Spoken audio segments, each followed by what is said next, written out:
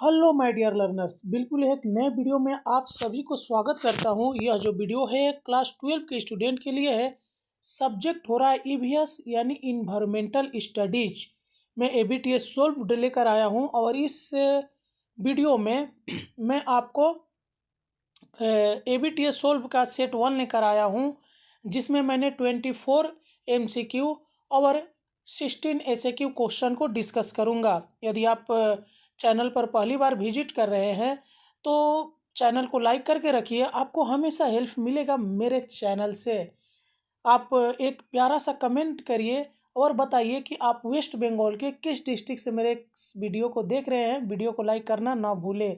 यह हमारा ईवीएस का सेट 1 वीडियो है। यदि इसका आपको पीडीएफ चाहिए, चाहे ईवीएस हो, हिस्ट्री हो, पॉलिटिकल हो, एजुकेशन हो, इकोनॉमिक्स हो, जियोग्राफी हो, अगर किसी भी सब्जेक्ट का आपको पीडीएफ चाहिए तो इस वीडियो के डिस्क्रिप्शन में मेरा व्हाट्सअप नंबर दिया गया है, वहाँ से जुड़कर कुछ टर्म्स एंड कंडीशन पर आपको पीडीएफ जरूर प्रोवाइड किया जाएगा। साथ ही साथ यह जो वीडियो होने वाला है हिंदी मीडियम और इंग्लिश मीडियम दोनों ही स्टूडेंट के लिए है।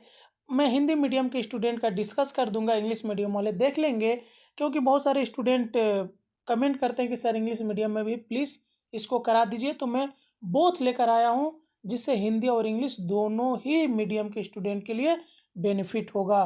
तो चलिए हम लोग पहला क्वेश्चन देख लेते हैं। हमारा 25 जो अभी अभी आप लोग का एबीटीए रिलीज हुआ है, उसी का ये सेट 1 में लेकर आया हूँ, एक पेपर सोल्व किया हूँ।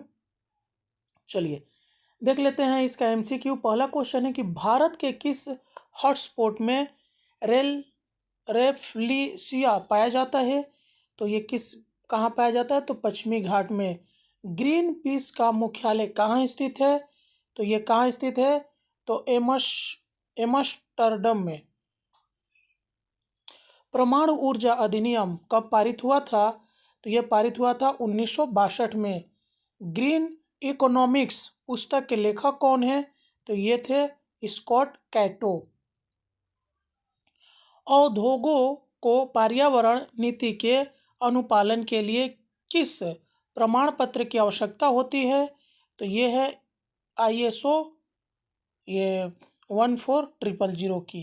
कृषि सिंचाई के पानी में लवणता की उच्च सीमा कितनी है, तो देखिए इसका आंसर हो जाएगा इनमें से कोई नहीं। जो भी ऑप्शन दिया है इसमें से कोई भी नहीं है। WWF का प्रतीक क्या है, तो यह है ज्वाइंट पांडा। भारत के संविधान के किस अनुच्छेद में पर्यावरण संरक्षण का कर्तव्य बताया गया है, तो यह है 51A। किस प्राकृतिक आपदा से निपटने के लिए मैंग्रोव संरक्षण आवश्यक है, तो यह होगा सभी, जो भी दिया हुआ है यहाँ पर। विश्व पर्यावरण और विकास आयोग के पहले अध्यक्ष कौन थे, तो ग्रो हार्लेम ब्रटलैंड। भारत में हरित क्रांति के जनक कौन है, तो यह है MS स्वामीनाथन। आगे रिजोम्बियम लेगुमिनोसोरम किस प्रजाति में प्रवेश कर सकता है, तो ये मटर में। हर साल कितनी भूमि मरुस्थल में बदल जाती है, तो 40 लाख हेक्टेयर। कृषि में कीटनाशकों के उपयोग किस की समस्या क्या है, तो A और B दोनों इसका आंसर होगा। सतत विकास क्या संकेत करता है, तो सतत विकास आपका सभी आंसर इसके पर्यावरण के संतुलन को बाधित किए बिना उद्योग और कृषि का विकास। पहला मानव पर्यावरण सम्मेलन किस वर्ष हुआ था, तो 1972 में। राष्ट्रीय जैव विविधता अधिनियम कब लागू हुआ था, तो यह लागू हुआ था 2002 में। किसी साम्राज्य की स्थिरता पर्यावरण की स्थिरता पर निर्भर करती है, यह कथन किसका है, तो यह चाणक्य का है। माइको राइजा की उपस्थिति में पौधे किस पोषक तत्व को अवशोषित कर लेते हैं, तो यह है फास्फोरस। हरी खाद के रूप में क्या प्रयोग होता है, तो हरी खाद के रूप में A और B दोनों ही आंसर सही होगा, रेड डाटा बुक कौन सा संगठन प्रकाशित करता है? तो IUCN। अब इसके एमसीक्यू क्वेश्चन को देख लेते हैं कि रोडेंटिसाइड का क्या अर्थ है? एक उदाहरण दे। तो रोडेंटिसाइड का अर्थ है कृंतकों यानी चूहों को मारने के लिए उपयोग किए जाने वाला रसायन। उदाहरण है जिंक फास्फाइड। उसके बाद देखिए और एक क्वेश्चन, GMO के रूप में बीटी बैगन का महत्व लिखे। तो बीटी बैगन फसल को कीटों से बचाने के लिए आनुवांशिक रूप से संशोधित किया गया है, जिससे कीटनाशकों का उपयोग कम होता है। भारतीय बरगद के पेड़ का वैज्ञानिक नाम लिखे। तो ये दिया है फिकस बेंगालेंसिस। आगे, दिबांग बायोस्फीयर रिजर्व भारत के किस राज्य में स्थित है? तो अरुणाचल प्रदेश में। रेड पांडा भारत के किस राष्ट्रीय उद्यान में पाया जाता है? तो सिंगालीला राष्ट्रीय उद्यान जो पश्चिम बंगाल में है। आवर कॉमन फ्यूचर रिपोर्ट सतत विकास पर किस वर्ष प्रकाशित हुई थी? तो 1987 में। CDM का पूरा नाम क्या है? तो क्लीन डेवलपमेंट मैकेनिज्म। 1980 में WWF ने कितने गैर सरकारी संगठनों को पर्यावरण संरक्षण का कार्य सौंपा था? तो 5 गैर सरकारी संगठन। ग्रीन ट्रिब्यूनल क्या है? तो ग्रीन ट्रिब्यूनल एक विशेष अदालत है जो पर्यावरण संरक्षण और वन्य जीवों के मामलों में न्याय देने का कार्य करती है। भारत में मैंग्रोव संरक्षण कार्यक्रम कब शुरू किया गया था? तो 1987 में। RSPM क्या है?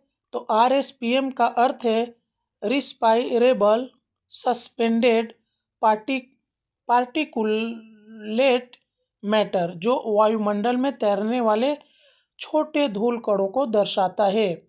मानव निर्मित एक कृत्रिम आपदा का उदाहरण दे। तो भोपाल गैस त्रासदी। NAEB किस उद्देश्य से स्थापित किया गया?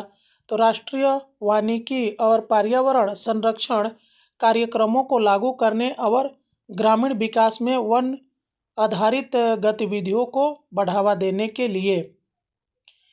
NCEP का पूरा नाम लिखे। तो national conservation and environmental policy. जैविक खरपतवार नाशक का क्या अर्थ है? तो जैविक खरपतवार नाशक पौधों के विकास को बाधित करने के लिए उपयोग किए जाने वाले प्राकृतिक रसायन है। कीट नियंत्रण में जैविक नियंत्रण का क्या मतलब है? तो कीट नियंत्रण में जैविक नियंत्रण प्राकृतिक दुश्मनों जैसे शिकारी या परजीवी का उपयोग करके कीटों की आबादी को नियंत्रित करना है। रामसर कन्वेंशन क्या है? तो रामसर कन्वेंशन आर्द्र भूमि के संरक्षण और सतत उपयोग के लिए एक अंतर्राष्ट्रीय संधि है। कीस्टोन प्रजाति का क्या अर्थ है? तो कीस्टोन प्रजाति वे प्रजातियां हैं जो पारिस्थितिकी तंत्र में महत्वपूर्ण भूमिका निभाती है और उनके नष्ट होने से पूरे पारिस्थितिकी तंत्र पर प्रभाव पड़ता है। कार्बन टैक्स लागू करने का महत्व लिखे। तो कार्बन टैक्स उत्सर्जन को कम करने और स्वच्छ ऊर्जा स्रोतों को अपनाने के लिए उद्योगों को प्रेरित करता है। पारंपरिक ऊर्जा संसाधनों के बजाय गैर पारंपरिक ऊर्जा संसाधन क्यों उपयोग करेंगे? क्योंकि वे अक्षय, पर्यावरण को अनुकूल और दीर्घकालीन रूप से अस्थायी है। पृथ्वी पूंजी का क्या अर्थ है? तो पृथ्वी पूंजी प्राकृतिक संसाधनों को संदर्भित करती है जो मानव जीवन के लिए आवश्यक है, जैसे जल, भूमि और जैव विविधता। कोलीफॉर्म क्या है? तो कोलीफॉर्म बैक्टीरिया का एक समूह है जो जल में स्वप्रदूषण का संकेत देता है। जीवाश्म ईंधन युग का क्या अर्थ है? तो वह युग जिसमें मुख्य ऊर्जा स्रोत के रूप में कोयला, तेल और प्राकृतिक गैस का उपयोग किया गया है। एक्स सीटू और इन सीटू संरक्षण में मुख्य अंतर लिखिए।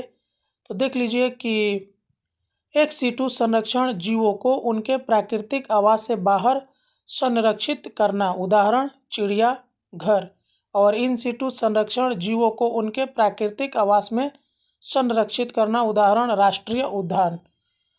और यहाँ पे जो आपका इंग्लिश मीडियम वाले थोड़ा देख लेंगे, यहाँ पे देखिए ये क्वेश्चन मैंने यहाँ पे ये क्वेश्चन मिलेगा, नीचे में इसका आंसर भी मिल जाएगा, तो आप लोग थोड़ा ध्यान से देखिएगा, क्योंकि जो मैं एबीटीए में देखा ना तो सिर्फ बांग्ला में ही था, तो उसको इंग्लिश और हिंदी में ट्रांसलेट किया गया है, तो इसलिए शायद थोड़ा डिस्टर्ब हो गया ट्रांसलेशन में।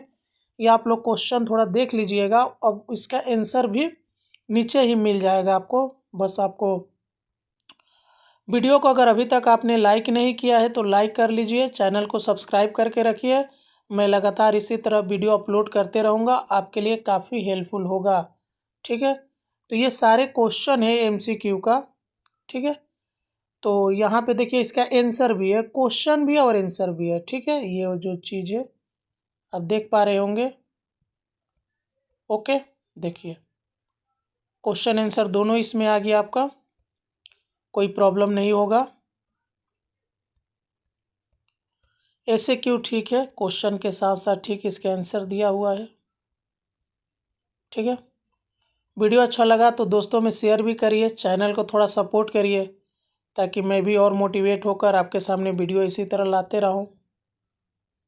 चलिए, अब हमारा वीडियो यहीं पर कंप्लीट होता है, मिलते हैं किसी और वीडियो में, तब तक के लिए जय हिंद।